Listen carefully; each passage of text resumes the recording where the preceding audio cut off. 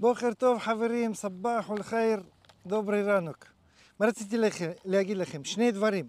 זה היום השישי לאתגר הקרניבורי שלי, תזונה קרניבורית.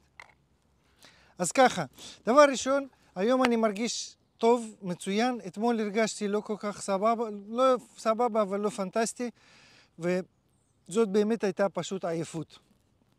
ישנתי, ואגב, ישנתי רק 5 שעות ואני מרגיש פרש וממש מרגיש סבבה לגמרי. עכשיו, שתי שאלות הנפוצות. שאלה ראשונה, למה אתה אוכל כל כך הרבה חלבון, הלא הדבר מזיק לכליות?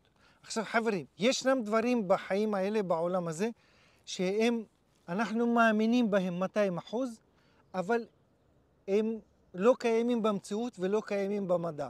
אתן לכם 3 דוגמאות. עין הרע. אתה מבין? אם אתה כואב לך בטן, לא עשו לך עין הרע, אתה אכלת משהו לא טוב. עברית נכונה.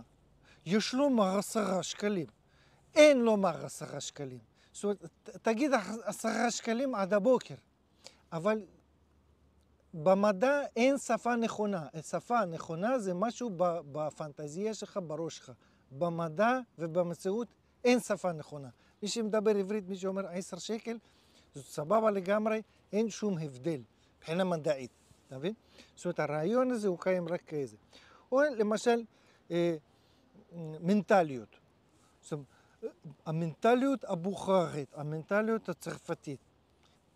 אנחנו מאמינים שיש דבר כזה מנטליות, אבל במדע אין מנטליות, במציאות אין מנטליות.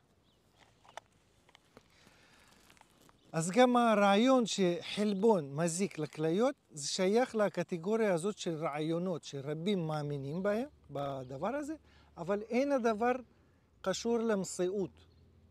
אני כשקראתי את התגובות האלה עוד בפעם הקודמת שניסיתי את התזונה הקרניבורית, הלכתי לקופת החולים ועשיתי את כל הבדיקות ושאלתי, ביקשתי להתרכז בכליות, אמרתי אני אוכל המון חלבון, אמרו לי הכליות שלך בסדר גמור כמו בן 20 והלב שלך בסדר והכולסטרול שלך בסדר, אז אמרתי אני אוכל המון, קוראים אותו, חלבון. כן? אמרו לי תמשיך בדרכך, אין שום בעיה. שאלתי את הרופאה אם זה מזיק לבריאות, אמרה לי זאת פנטזיה, אין דבר כזה, זאת אומרת אין מחקר רפואי שמדבר על זה. דברי רופאה מוסמכת, סבבה? אז תניחו לזה. דבר שני, שואלים אותי, האם ירדת במשקל? עכשיו, פה צריך לדעת משהו מאוד חשוב.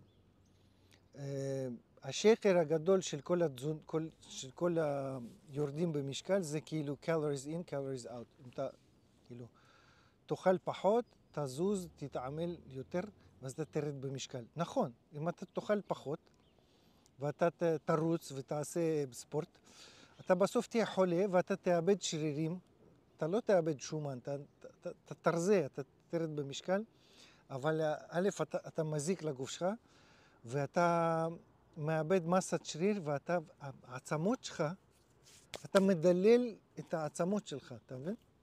זאת אומרת, אתה הורס את הגוף. עכשיו, אם אתה אם תאכל בשר ושומן, קלוריות רבות מאוד, אתה יכול לקחת 5,000 קלוריות ביום, אתה תרד במשקל, כי ירידה במשקל לא קשורה לקלוריות. ואתה תהיה בריא. עכשיו, תזרוק את המשקל, את המאזניים תזרוק, כי כשאתה עומד על המאזניים, תסתכל, יכול להיות שאתה מאבד מסת שריר, וזה לא בריא, אתה מבין?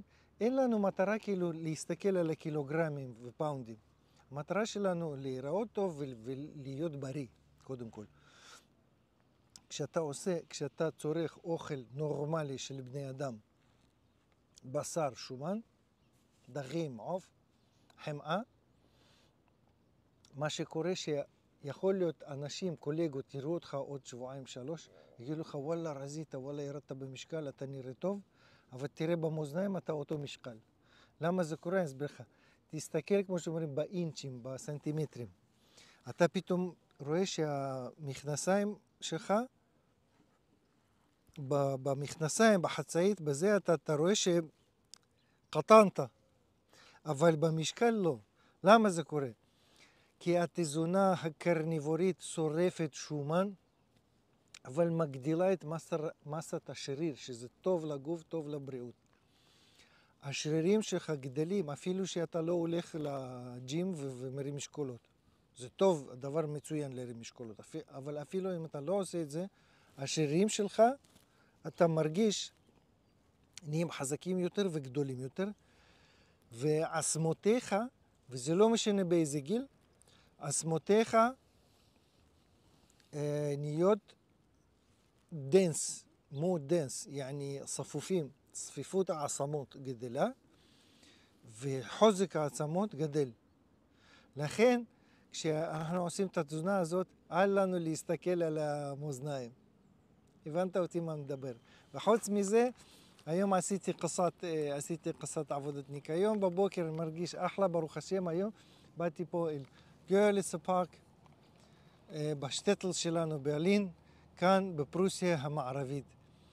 תודה רבה שהייתם עמי, ותודה שהקשבתם, ונתראה, אם תהיינה לכם שאלות שאלונה, ונתראה בעזרת השם בסרט הבא. יאללה, ביי, שיהיה לכם אחלה יום.